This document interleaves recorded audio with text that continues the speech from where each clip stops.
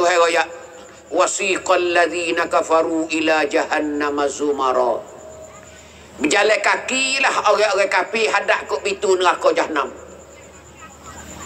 Tuhan awak putus dah orang kafir jalan hadap ke pintu neraka. Hodok di padang mahsyar tu. Beribu-ribu tahun tu Tuhan kata, orang kafir mung jalan gilah ke pintu neraka. Maka berjalanlah orang kafir. Wasiqal ladzina kafaru ila jahannam. Berjalan kakilah orang-orang kafir tak beriman kepada Ta'ala muka hitam itu.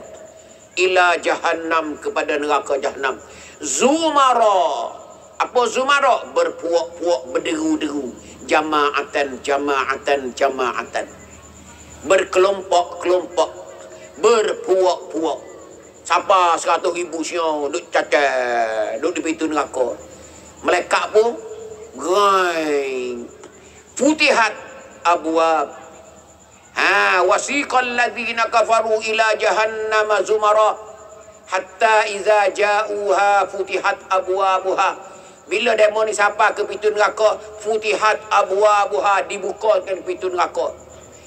Malaikat Zabaniyah ada jaga neraka buka gerai. Wa qala lahum khazanatuha. Maka bertanyalah, katalah penjaga neraka kepada fuak-fuak kafir nak tuju neraka tu.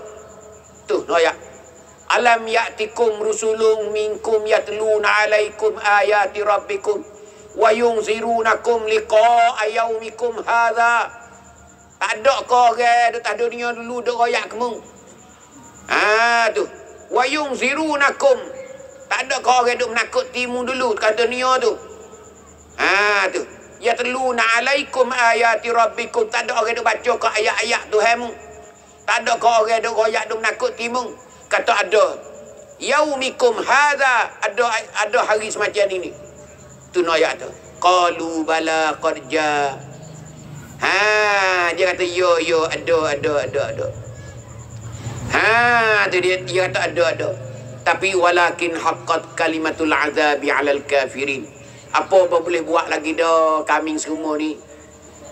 Apa boleh buat? Malaikat tanya, mulut tak dunia tak ada orang royak ke?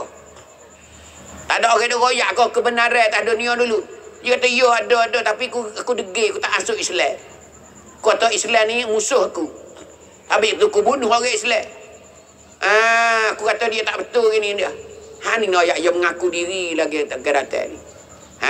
Tu. Lepas pada tu kau terjun gelem terjun lalu dah ke dalam neraka. Ni orang kafir. Ni ayat tu kadang. Ni dok royak ni perjalanan kita ni. Hamba duk royak ni perjalanan kita lagi ke datang. Di pada masa esok tu. Tapi nak nasib baik ke nasib tak baik? Kalau nasib baik, kita lepas daripada neraka Allah Ta'ala.